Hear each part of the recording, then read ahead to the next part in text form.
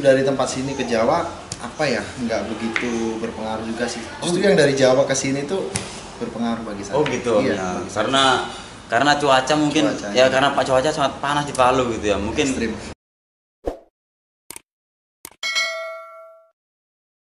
Assalamualaikum warahmatullahi wabarakatuh.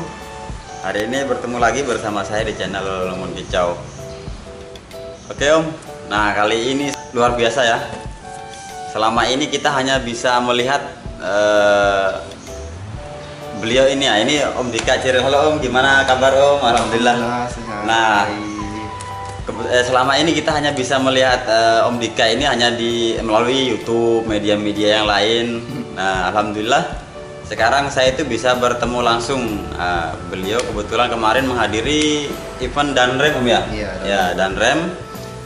Kebetulan juga dari rumah nggak begitu jauh. Alhamdulillah saya bisa ketemu sama Om Dika ini. Nah, jadi gini Om, kita mungkin mau ngobrol-ngobrol dulu ya, ngobrol-ngobrol sedikit. Nah, jadi gimana Om? Suasana di Palu itu dengan di Jawa itu gimana yang Om rasakan? Sedangkan cuaca di Palu itu sangat ekstrim ya, panas dibandingkan di Jawa Timur Om ya, Jawa Timur. Di Pandaan ya. Iya, Nah, Om Dika, kira-kira gimana Om pendapatnya Om gitu suasana di Palu ini? Suasana Palu yang pasti luar biasa, indah banget. Kemarin juga sempat jalan-jalan ke pantai ya. Iya, ke pantai juga. View-nya di pegunungan luar biasa banget. Tapi di Palu ini aduh benar-benar di luar pikiran saya. Dari segi cuaca panas banget, ekstrim banget, dan anginnya gede banget. Saya rasa Surabaya udah panas banget kan. Kalau kita ke Surabaya, ternyata Palu loh lebih gila, panas banget. Itu cuacanya aneh juga, panas tiba-tiba hujan, ya mendung. Waduh, nggak bisa dipastikan lah kalau cuaca di Palu. Itu kalau ekstrim. di Palu kan kalau nggak salah itu sekitar 34 derajat gitu. Kalau di Jawa itu Kemarin iya. udah berapa ya? 38 atau berapa kemarin? Itu Panas banget. kalau di Jawa itu kira-kira berapa derajat tuh? Di Jawa ya di bawah 35 pastinya Mas. 35 ya? Kalau malam di bawah 30 mah. Di bawah 30. Di tempat saya itu kalau malam standarnya bisa ke 24 kayaknya. Oh gitu. Iya, dingin. Nah itu. Jadi untuk Palu itu makanya mungkin teman-teman juga kalau punya lobot mungkin ya itu mungkin birahinya dari situ tidak terkontrol gitu. Nah, gini Om. Gimana sih cara Om itu menyiasati, Om kan bawa lobot nih ya, pemain konslet lah ya, pemain konslet selama ini. Itu gimana cara Om menyiasati atau bagaimana ya, maksudnya mencari supaya lobot ini bisa yang di Jawa terbiasa dengan dingin, dapat cuaca panas di Palu itu. Gimana cara Om itu mengatasinya itu, menangannya? Kalau kemarin sih saya apa ya, bukan meremehkan sih, lebih ke apa ya, acuh lah gitu. Ya udahlah kita jalanin. Kemarin kesalahan saya burung nggak saya coba di lapangan. Saya nggak adaptasiin burung. Coba di sini dulu atau? Enggak, kemarin datang udah burung di hotel aja. Bahkan kemarin kan nggak dapet panas karena apa? Karena mendung kan, tiba-tiba pagi mendung, kita nggak bisa jemur ya kan. Adaptasi burung juga kurang bagus. Tiba-tiba pas lomba habis mendung panas, habis itu hujan itu kan. Ya apa ya, lebih ke menyesal sih. Kalau mau kesini lagi, kalau dikasih kesempatan kita ke Palu lagi, mungkin saya akan berangkat lebih awal ya kan. Kemarin kan saya datang ke Palu hari Jumat. Ya mungkin kalau ada kesempatan lagi saya ingin datang di Palu hari Selasa, burung biar beradaptasi di sini, kita coba di Lateran lah. Kemarin saya nggak sempat nyoba, kaget juga kemarin dengan cuaca di sini. Berarti harus kalau dari Om Dika berarti itu harus dicoba dulu ya berarti ya? Ya. Di Palunya ya maksudnya? Di Palunya, nyesel lah kemarin saya nggak sempet buang birahi atau manasin lah, kalau kita bahasa di Jawa kan kita manasin dulu, nyesel lah. Oh iya. Kaget burung dengan apa cuaca di hari hanya kemarin. Berarti, kan pagi mendung, siang panas banget, tiba-tiba sore mendung hujan. Berarti sebaliknya juga ini ya. Berarti kalau kita juga dari Palu ke Jawa juga minimal harus seperti itu ya, harus kita tes juga di sana berarti. Kalau saya rasa justru dari tempat sini ke Jawa apa ya, nggak begitu berpengaruh juga sih. Justru yang dari Jawa ke sini tuh berpengaruh bagi saya. Oh gitu. Iya, ya. Karena cuaca mungkin ya, karena cuaca sangat panas di Palu gitu ya, mungkin ekstrim. Ya jadi birahi mungkin jadi amburadul mungkin ya, gitu. dari segi birahi juga, yang penting dari kondisi badan juga pasti namanya hewan ya kayak manusia kan, dengan perubahan cuaca atau iklim biasanya kita juga pasti ada dampak lah, ada efek seperti itu sih. Nah ini Om, kita lanjut mungkin untuk pertanyaan kedua Om ya. Siap. Nah, kira-kira ini Om, Om Dika mungkin sudah merasakan kan cuaca di Palu, kondisi di Palu itu seperti apa? Untuk cuacanya, panasnya, untuk di Jawa kan beda Om ya. Nah beda. Jadi kalau untuk Om itu kira-kira kalau teman-teman dari Jawa mau kemari itu pesannya buat teman-teman di Jawa itu seperti apa gitu kalau mau datang ke Palu? Ya saran saya berangkat lebih awal biar burung juga adaptasi dengan cuaca di sini. Kayak seperti jagung saya saranin ya, mending bawa dari Jawa. Karena jagung di sini ternyata beda sama di Jawa. Oh beda. Beda ternyata beda. Dia perbedaannya itu kira-kira di segi apanya dong? Ya saya kan pakai jagung manis tuh Mas ya. Pakai jagung manis memang sama-sama jagung manis, cuman tipenya beda. Oh gitu. Kalau yang di Palu tuh lebih banyak mengandung kadar air. Oh gitu ya. Beda. Dari segi warna serabutnya juga udah beda kok. Warna bijinya juga beda.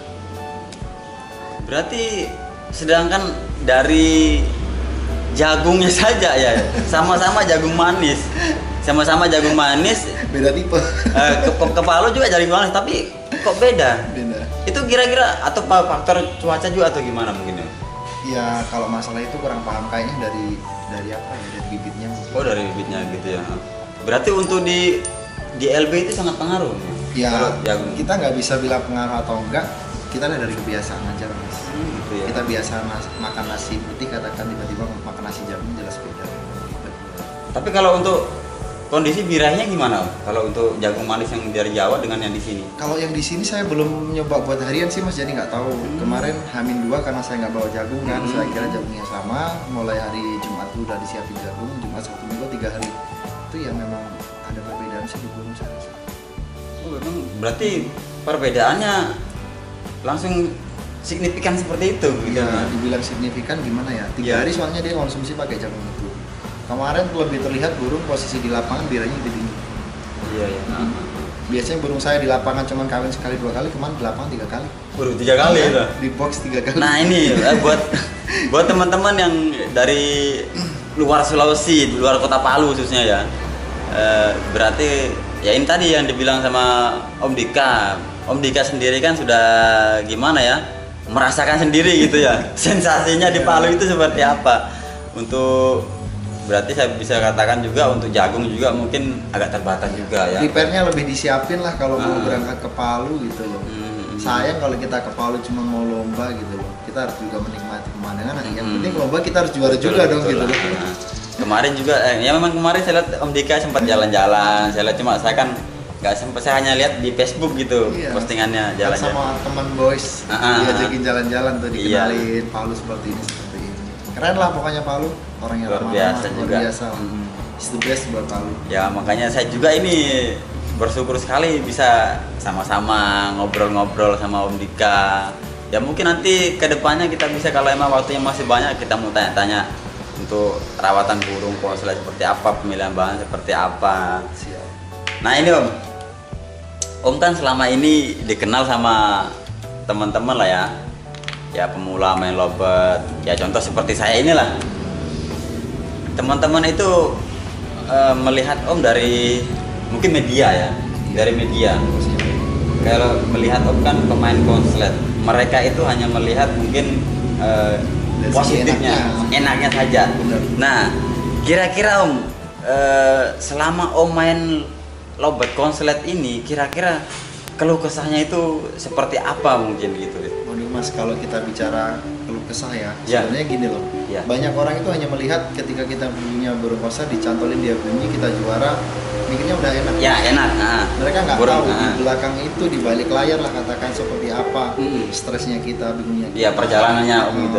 Kita harus mikirin kondisi birahi, gimana kondisi birahi sama betina sama si jantan itu harus balance, harus seimbang ya kan. Nggak mungkin kan kalau yang birahi salah satu pasti nanti ujungnya kawinnya susah. tahu sendiri kalau kita sudah mendalami masalah burung konslet, kawin itu sangat berpengaruh mas. Kondisi burung itu sangat berpengaruh buat performa burung. Kurang kawin juga kurang bagus, terlalu banyak kawin juga kurang bagus. Sebenarnya nggak gampang sih rawat burung konslet. Belum nanti kalau trouble kita harus ganti betina. Oh gitu. Iya, ganti betina. Belum nanti kalau betina susah dikawin, apa yang harus kita lakukan? Kita harus rawat betinanya. Sebenarnya kalau saya rasa sih, pengalaman saya sih, kalau saya rawat burung saya bikin simple. Ini juga bisa buat apa ya? Buat wawasan buat teman-teman semuanya. Ya, semoga bermanfaat aja sih ya. Nggak selalu mau yang saya katakan benar. Ya, benar, saya hanya ingin share berbagi pengalaman atau ilmu ya kan. Kalau kita udah bermain burung konslet, yang disetting utama itu betinanya. Betinanya. Kalau boleh jujur, saya nggak mau bawa kayak ya gitu. Apa ya? Mempersulit masalah rawatan saya nggak mau. Saya selalu memberikan apa ya arahan, sugesti kepada orang yang tanya sama saya bahwa merawat burung sebenarnya simpel aja. Cuman kalau kita bermain burung konslet, utama itu betinanya. Oh betinanya. Gimana betina itu selalu ready untuk dikawin sama jantan. Iya, karena untuk ya nggak usah lah bicarakan orang. Saya pribadi aja om, kalau ngelihat orang pemain konslet itu, wah enak ini, dicentel bisa pasti ngekek. Nah, kayak kemarin tahu sendiri kan? Ya. Yang burung saya yang satunya yang ditaruh di atas lemari itu kan yang kota betinanya dikawin susah ya. Kan bingung minta tolong sama teman-teman cariin kangkung langsung betina saya mandiin, saya kasih kangkung, udah kawin karena betinanya birahinya langsung naik karena apa, di sini panas berantem terus gitu, si jantannya minta kawin terus habis itu si betinanya ngebebek naik jadi berantem. Berarti terlalu tinggi itu betinanya, bukan kurang birahi tapi betinanya terlalu tinggi. Ya itu om, berarti kita main konslet ini bisa dikatakan ya nggak semudah itu nggak juga. Semudah itu, banyak burung konslet nggak jalan. Ya itu, nah itu om, banyak teman-teman biasa beli burung konslet, iya bisa dikatakan udah ya unci udah nggak, kalau tinggal dibilang itu hanya udah tinggal centel rawatan seperti apa udah biasa nggak perlu dirawat. Tapi biasa teman-teman itu beli burung om datang di Palu ibaratnya ya mungkin juga ya atau pengaruh mungkin cuaca atau gimana atau pengaruh juga bu ya. Nah, kan banyak tuh ya, saya punya pelanggan di sini, punya teman di sini ya kan banyak ngeluh kenapa sih beli burung dari Jawa dibawa ke Palu performanya nggak seperti yang di Jawa. Bukan orang Jawa atau materi yang dia jual apa ya, bukan nggak sesuai, bukan, karena memang dari segi cuaca memang sudah beda gitu. Kan banyak tuh sekarang misal beli burung dari Jawa, wah nggak sesuai video, nggak sesuai apa yang diomongkan. Ya, kita harus berpikir dari segi cuaca, adaptasi, berpikir sampai situ. Kita nggak boleh langsung menghakimi atau mengecat seseorang. Ya, betul. Memang berpengaruh banget Palu, panas luar biasa. Ya itulah, terkadang kita main lobet ini mikirnya di Jawa, burung ini di event ini selalu dapat, tapi nggak mikir mungkin kedepannya seperti apa kan kayak gitu om ya. Kalau bilang kayak gitu nggak ada habisnya. Kita tuh jangan melihat hanya ke atas saja. Kita jangan hanya melihat enaknya seseorang aja. Kalau orang Jawa bilang itu sawang sinawang. Belum tentu yang kita lihat wow, sebenarnya dia wow. Nggak tentu, pasti banyak kendala gitu. Kita harus jeli lainnya kalau kita bermain burung konslet. Dari segi pemilihan betina itu penting bagi saya. Ya, dari yang memang sih, makanya juga itu harga juga konslet itu memang mahal. Ngeri ya omnya. Mahal karena prosesnya nggak mudah. Ya. Kayak saya pribadi, jenis pemilihan betina itu nggak asal. Bisa dibuktikan betina yang paruhnya tipis, bodinya kecil, pasti dia susah dikawin. Oh gitu. Beda sama betina yang bodinya gede, ekornya tebal, paruhnya tebal, kakinya agak gede, udah dikawin. Boleh dibuktikan kalau itu, saya bukan omong kosong. Saya pegang burung konslet udah 40 kali lebih. 40. Real, saya ada semua bukti videonya ada. Jadi bukan hanya ngomong, oh saya pernah pegang burung konslet sekian banyak. Kalau saya 40 lebih. 40 Data lebih. nama ada, bukti video-video per burung yang pernah saya pegang ada. Dan saya video di rumah saya, bukan di rumah orang. Jadi ya insya Allah kalau masalah burung konslet sedikit paham bisa. Luar biasa om. Jadi om kalau Om Dika ini megang atau mulai merawat burung sampai konslet kira-kira ini dari tahun berapa om kira-kira? Saya tuh belajar main burung lobet itu 2016. 2016. Dan saya pertama kali punya burung konslet itu ya mungkin karunia dari Allah Subhanahu wa Ta'ala ya, terima kasih udah diberikan kepercayaan, saya diberikan dititipin burung konslet seperti itu. Ya lumayan juga. Tapi kalau mau dipikir sih Om, kalau saya bilang ya mungkin perbedaan ilmu ya, dari ilmu di Jawa dan di Palu mungkin sangat berbeda. Saya terus terang Om, saya mulai kenal lobat dulu masih, kalau kita di Palu ini masih di zamannya Taman Gor. Itu saya ingat waktu saya ambil motor tahun 2013 2012 saya sudah main lobat Mas. Nah itu saya main lobat, tapi untuk memahami burung kira-kira bahan seperti apa nggak apa silakan biar lebih enak, jadi kita sambil nyantai-nyantai. Namanya sekarang kan vlog kan bebas ya, kita kan nyantai, nggak ada urusan. Kita nggak ambil vlognya orang gitu, nyantai. Makanya gimana Om ya, tapi saya bisa maksudkan acukan jempol sama Om Dika. Kalau mau dibilang loh, saya mulai gantang-gantang loh tahun 2013 saya belum bisa bikin burung, maksudnya ngerawat burung. Ya mungkin ya itu Om ya, mungkin dari kalau di sana mungkin teman-teman senior mungkin lebih banyak, mungkin ya bisa mungkin sharing-sharing. Jadi gini loh Mas, kan saya berkali-kali itu setiap saya live di Instagram, ada orang tanya, selalu saya bilang kan, jangan terlalu banyak tanya sama orang. Ini beda ya, kita ngerawat burung itu beda sama kita belajar ilmu kayak jangan sekolah. Terlalu banyak tanya sama orang. Itu versi saya. Banyak orang bilang malu bertanya sudah di jalan. Ini masalahnya beda, poinnya beda, kondisinya beda. Ketika kita sudah terlalu sering, kan dikit-dikit curhat rawatan. Iya benar Om. Dikit-dikit tanya rawatan, itu saya rasa kurang bagus juga. Boleh kita cari pengalaman. Yang lebih tahu kondisi burung kita itu kita, bukan orang. Benar. Kuncinya satu, pahamin karakter burung Anda. Dia sukanya digimanain, nggak sukanya digimanain, dia bagusnya digimanain. Itu yang penting. Bukan kita tanya sama orang.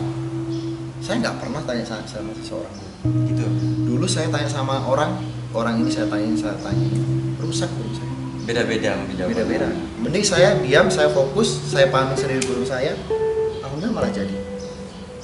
Paling kalau ya namanya kita sesama pemain konslet sering bertukar pikiran. Iya. Sering bertukar pikiran. Kalau ada keluhan gini ya ngobrol sewajarnya. Justru kalau sebenarnya malah kita itu kalau sesama pemain konslet nggak pernah bahas burung malah. Gitu. Malah jarang malah. Kita lebih sering ngobrol, bercanda dan sebagainya. Tanya minggu depan obat apa. Nah ini Om. Itu ya, sesama pemain konslet malah nggak bahas burung, ya. Kita bikin sesimpel mungkin udah ngerawat burung. Nah, tapi beda kita di Palu beda. Ada pemain burung konslet, datang. Yuk kita ngumpul jalan-jalan sana, kita tes, siapa tahu kita bisa dapat ilmunya. Kita tanya-tanya. Karena yang seperti Om Dika tadi bilang, jangan terlalu banyak tanya. Dalam artian berarti takutnya nanti tanya di sini beda, tanya di sini ya betul Om ya, kayak tadi guru bilang. termahal itu bukan orang lain, pengalaman Om ya. Itu guru paling berharga dalam hidup kita, itu pengalaman kita sendiri ya. Itu kalau saya. Ya, kita kan main burung, main birahi. Ya maaf nih ya kalau ada yang ngeluarin tutorial kayak jemur kenceng dan sebagainya. Isinya apa saya tanya. Kita menghindari burung ngeriwik. Ketika burung sudah dijemur lama, dia bakal ngeriwik. Kenapa dilakukan? Dan banyak yang mengeluh burung saya jemur kenceng kok jadi kayak gini ya. Nah itu. Udah tahu tutorial tersebut itu di logika kita aja nggak masuk akal. Kenapa harus dilakuin? Contoh sekarang lagi tren namanya jebol birahi. Iya. Burung dipakani kenceng. Kasih jagung tiap hari, kasih pakan kenceng. Birahi kalian mas yang keluar. Gimana caranya burung birahinya stabil di fase yang benar-benar flat? Iya. Rata-rata burung kalau sudah gacor enak dia ngedobel lah, katakan bahasa tren sekarang. Iya. Jarang ngeluarin birahi kalian. Paling ya garuk-garuk muntah-muntah. Tapi kalau dikasih betina biasa dia keluar. Itu. Malah takut. Karena dia lebih birahi bumi. Seperti itu sebenarnya. Apalagi ya kayak tetes dan sebagainya, apa sih fungsinya? Saya nggak pernah. Nah ini bagus nih. Ya nantilah kita tes buat videonya gitu. Video selanjutnya. Ya buat video selanjutnya. Jadi pakan, ya apa yang orang bilang doping. Nah macam tadi Om Dika bilang, apa sih fungsinya? Berguna apa enggak? Nah itu kan nanti kita buat lagi videonya. ya sangat luar biasa buat masukan dari Om Dika. Ya itu saya kembali lagi, saya sangat bersyukur sekali bisa ketemu sama Om Dika ini langsung gitu. Saya juga bersyukur ketemu teman-teman di Palu. Ya. Apalagi kita sama-sama dari Ya, dari luar ya. Cuma kalau dari luar Palu. Kalau saya itu saya sudah dari lama. Lombok Mas Edan. Iya, saya dari Lombok. Dari Cuman Lombok. saya di Palu itu tahun 2000-an. Om. Ush. Saya tahun 2000-an mulai SMP di Palu. Jadi ya lumayan sih, cukup lama. Cuma kita kan kalau untuk berbicara ke Lobet ini, kita ini teman-teman, bahkan yang orang-orang tua pun di Palu pemain burung itu belum ada Om yang bikin. Saya sering Mas disuruh main di apa ya, diundang sama bos-bos di luar pulau gitu kan, disuruh main. Bukannya saya menolak, cuman apa ya, belum ada keinginan sih. Cuma kalau saya di Palu kan tahu sendiri, kayak Bos Anugrah, terus teman boy semua baik sama saya, udah kayak keluarga. Ketika mereka meminta saya ke sini ya apa boleh buat gitu.